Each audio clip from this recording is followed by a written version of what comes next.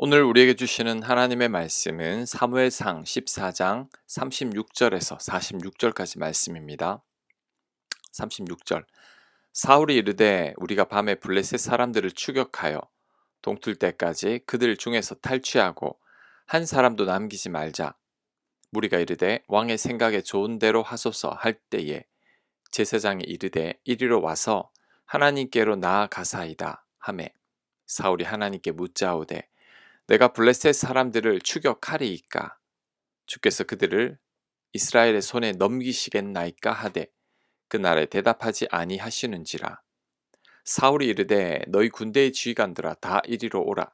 오늘 이 죄가 누구에게 있나 알아보자.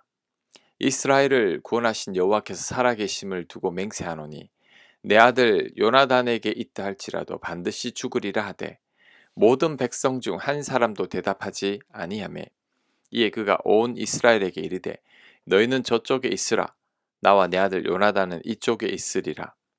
백성이 사울에게 말하되 왕의 생각에 좋은 대로 하소서 하니라. 이에 사울이 이스라엘의 하나님 여호와께 아뢰되 원하건대 실상을 보이소서 하였더니 요나단과 사울이 뽑히고 백성은 면한지라. 사울이 이르되 나와 내 아들 요나단 사이에 뽑으라 하였더니 요나단이 뽑히니라. 사울이 요나단에게 이르되 네가 행한 것을 내게 말하라. 요나단이 말하여 이르되 내가 다만 내 손에 가진 지팡이 끝으로 꿀을 조금 맛보았을 뿐이오나 내가 죽을 수밖에 없나이다. 사울이 이르되 요나단아 네가 반드시 죽으리라. 그렇지 않으면 하나님이 내게 벌을 내리시고 또 내리시기를 원하노라 하니 백성이 사울에게 말하되 이스라엘의 이 큰 구원을 이룬 요나단이 죽겠나이까? 결단코 그렇지 아니하나이다. 여호와의 살아계심을 두고 맹세하옵나니 그의 머리털 하나도 땅에 떨어지지 아니할 것은 그가 오늘 하나님과 동역하였음이니이다 하여 백성이 요나단을 구원하여 죽지 않게 하니라. 사울이 블레셋 사람들 추격하기를 그치고 올라가매 블레셋 사람들이 자기 곳으로 돌아가니라. 아멘.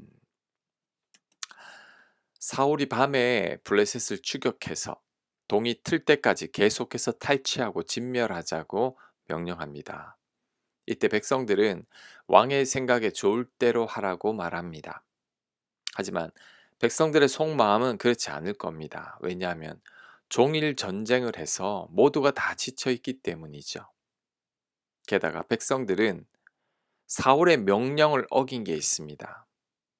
사울은 전쟁이 끝날 때까지 그 어느 누구도 음식을 먹지 말라고 했습니다.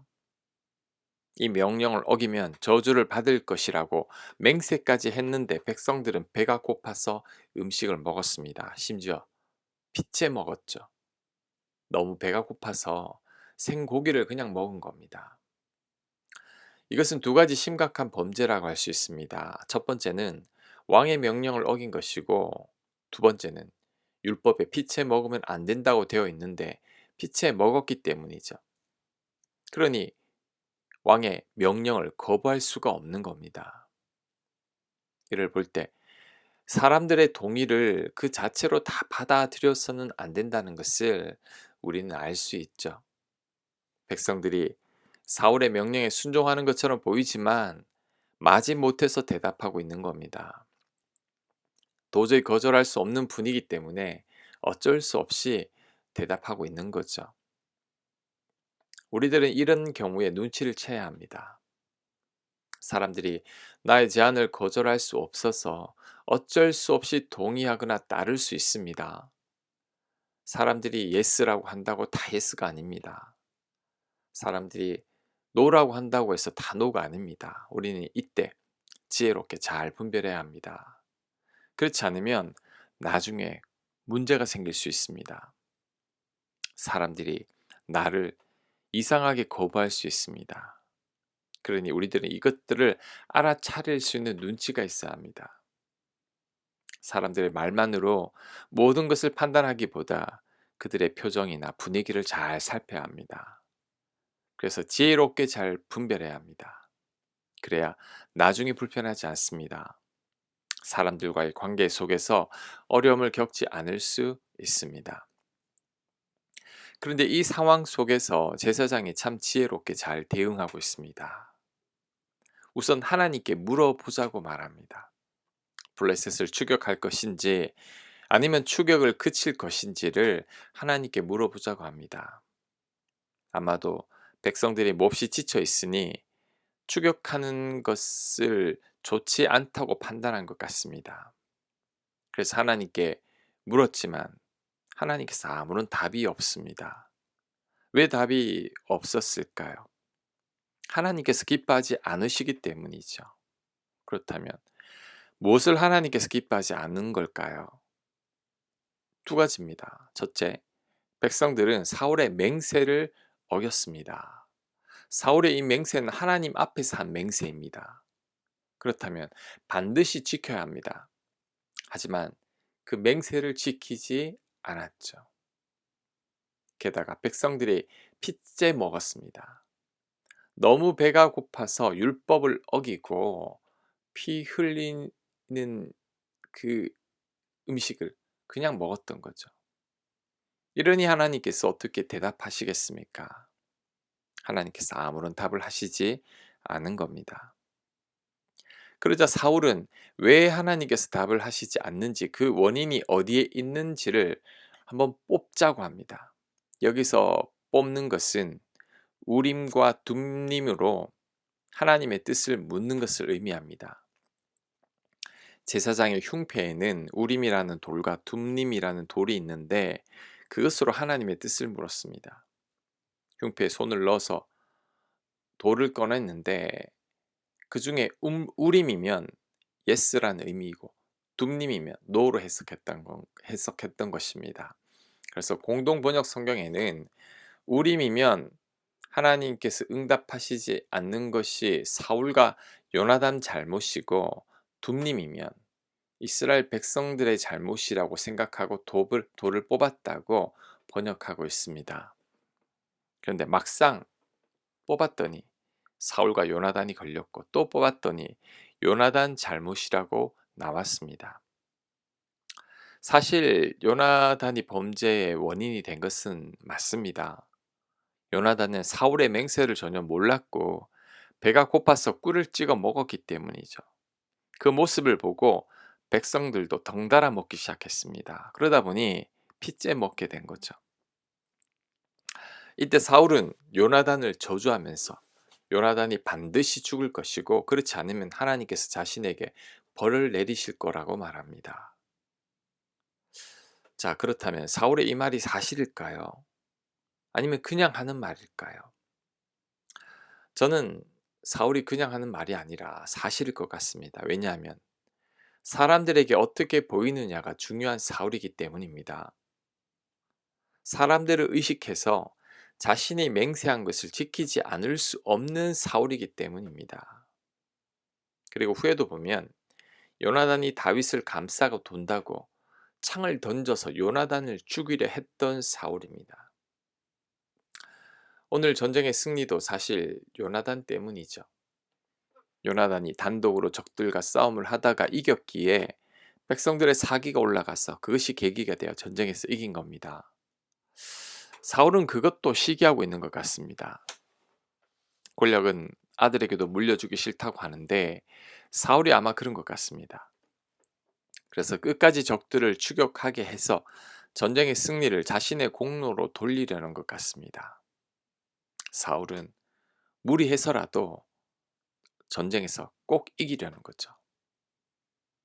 그런데 이런 사울을 백성들이 반대합니다. 이 전쟁에서 승리하게 된 이유가 요나단 때문이니 절대 요나단을 죽일 수 없다는 거죠. 그러자 사울이 요나단을 죽이지 못합니다. 백성들의 눈치를 보는 사울이기에 백성들의 뜻을 거역할 수 없었던 거죠. 하나님보다 백성들의 눈치를 더 보는 사울이기에 백성들의 말을 더 듣는 겁니다. 그런데 오늘 사건을 면밀히 살펴보면 요나단 잘못이 아니라 사울 잘못이라는 것을 알 수 있습니다. 왜냐하면 사울은 전쟁에서 승리해서 자신이 영광 받기를 원했기 때문입니다. 그래서 전쟁에서 승리하기까지 금식을 선포한 거죠. 자신의 야망을 위해서 백성들이 음식을 먹느라 전쟁을 지체하지 못하게 한 겁니다. 사울은 완전한 승리를 원했기에 백성들에게 무리한 요구를 한 거죠. 그로 인해 백성들이 허기가 져서 핏째 음식을 먹게 된 거죠. 사울의 맹세를 전혀 알지 못했던 요나단이 꿀을 찍어 먹은 것은 죄나 잘못이 아닙니다. 사울의 야망 때문에 벌어진 일이죠. 사울의 야망 때문에 백성들 모두가 범죄하게 되었던 겁니다. 우리는 사울처럼 되면 안 됩니다. 내 영광과 야망 때문에 많은 사람들에게 고통을 안겨서는 안 됩니다. 과거의 독재자들을 보면 대부분 이런 자들이죠. 러시아의 푸틴도 사울 같다고 할 수 있습니다. 푸틴의 무리한 욕심으로 인해 우크라이나와 전쟁이 일어났고 그로 인해 수만 명이 목숨을 잃었습니다. 직장에서도 이런 상사들이 있죠. 자신의 승진을 위해서 아랫 사람들을 이용하고 혹독하게 구는 상사들입니다.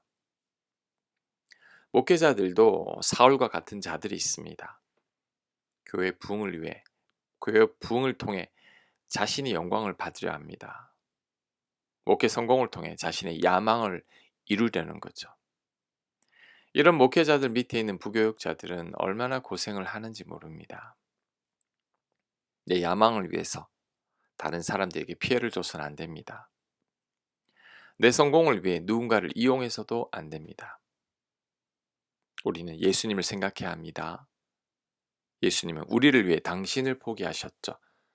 우리를 살리기 위해서 하늘의 영광을 버리고 이 땅에 오셔서 십자가에 죽으셨습니다. 우리를 위해 당신의 영광을 포기한 거죠. 그러니 우리는 이런 예수님을 본받아야 합니다. 사울처럼 내 영광만을 생각해서는 안 됩니다. 내 성공을 위해 누군가를 희생하게 해서는 안 됩니다. 그것이 바로 우리를 향한 하나님의 뜻입니다. 그러니 우리는 사울처럼 되기보다 예수님처럼 살아가야 합니다. 그렇게 되시는 모두가 되시길 간절히 축원합니다. 아멘. 하나님, 사울처럼 자신의 야망을 위해서 누군가를 힘들게 하는 자 되지 않게 하옵소서. 예수님처럼 누군가를 위해 내 영광을 포기할 수 있는 그러한 마음 우리에게 허락하여 주시옵소서. 예수님 이름으로 기도합니다. 아멘.